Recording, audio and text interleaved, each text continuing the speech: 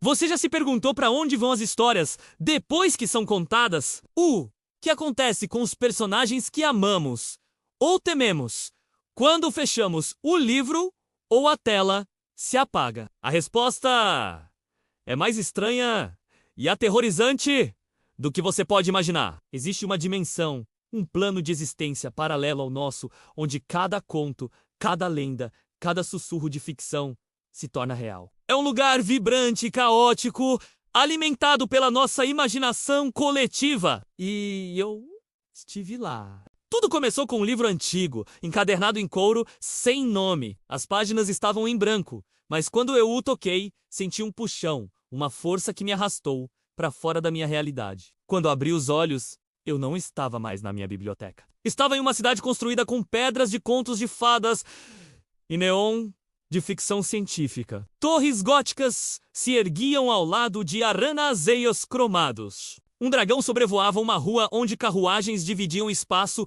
com carros voadores. Era a dimensão das histórias. No começo, era um sonho. Eu andei pelas ruas de tijolos amarelos que levavam a distritos cyberpunk. Vi elfos negociando com robôs em um mercado movimentado. Conversei com um detetive de chapéu fedora que estava investigando o desaparecimento de uma fada. Cada esquina revelava uma nova maravilha, um personagem familiar de um livro da minha infância ou de um filme que vi na semana passada. Era o paraíso de qualquer fã de histórias, mas eu não sabia da regra principal deste lugar. Os personagens não gostam de ser apenas ficção. Meu primeiro indício de que algo estava errado foi quando encontrei Romeu. Ele não estava suspirando por Julieta. Ele estava amargurado, sentado em um bar sombrio, reclamando de como sua história o condenou a uma tragédia eterna. Ele me olhou com olhos cansados e disse: "Você é um leitor, não é? Vocês vêm aqui, se divertem com nossas vidas e depois vão embora. Mas nós ficamos presos no mesmo roteiro, dia após dia." Suas palavras me assombraram. Comecei a olhar mais de perto. Vi a Chapeuzinho Vermelho, agora uma caçadora de recompensas endurecida, rastreando lobos maus por dinheiro. Ela me disse que estava cansada de ser a vítima. O Capitão Ahab não caçava mais uma baleia branca. Ele comandava uma tripulação pirata espacial.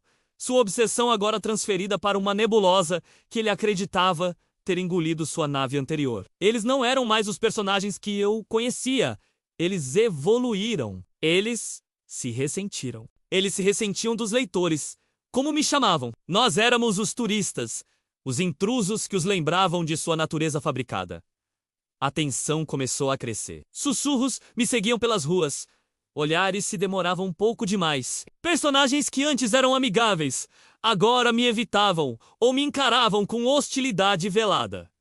Foi então que descobri o Conselho, uma aliança dos personagens mais poderosos, de diferentes gêneros e épocas, que governavam esta dimensão, e eles tinham uma nova política. Nenhum leitor poderia sair. O pânico começou a se instalar.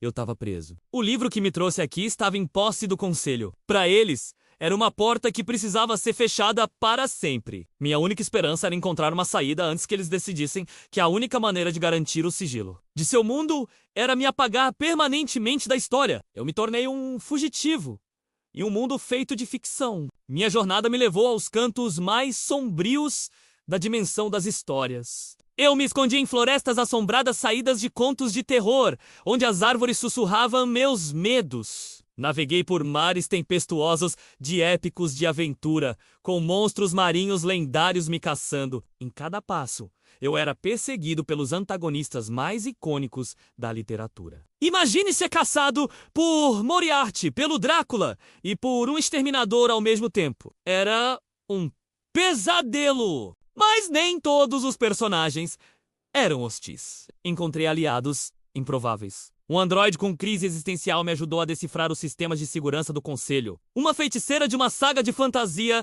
me ensinou a usar a própria narrativa do ambiente para criar distrações e esconderijos. Ela me explicou que a dimensão das histórias era moldada pela crença. Se eu acreditasse o suficiente, poderia dobrar pequenas partes da realidade ao meu redor. Foi assim que comecei a lutar. Eu usei a lógica de uma história de detetive para prever os movimentos dos meus perseguidores. Usei a coragem de um herói de ação para escapar de armadilhas mortais. Usei o conhecimento de um épico de ficção científica para hackear portais de transporte. Eu estava me tornando parte da história.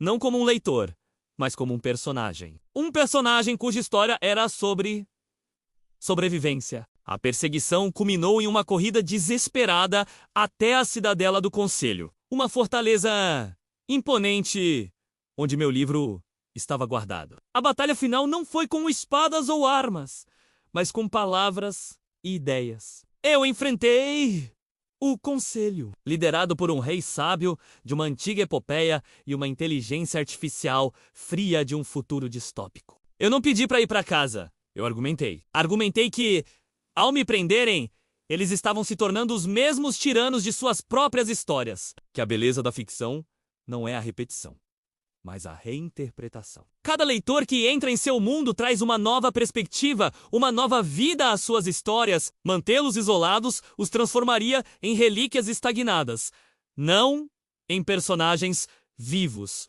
Minhas palavras criaram uma divisão no conselho. Alguns viram a verdade no que eu disse, outros me viram como uma ameaça ainda maior. O caos irrompeu. Enquanto eles discutiam, meu aliado androide conseguiu recuperar meu livro. A feiticeira abriu um caminho para mim através da confusão. Eu corri, com o som de uma dimensão em guerra civil, ecoando atrás de mim. Agarrei o livro e, com o último olhar para a cidade de histórias, concentrei-me em casa. A sensação de puxão retornou, e o mundo de ficção se dissolveu em um turbilhão de palavras e cores. Eu caí no chão da minha biblioteca, o livro antigo ao meu lado.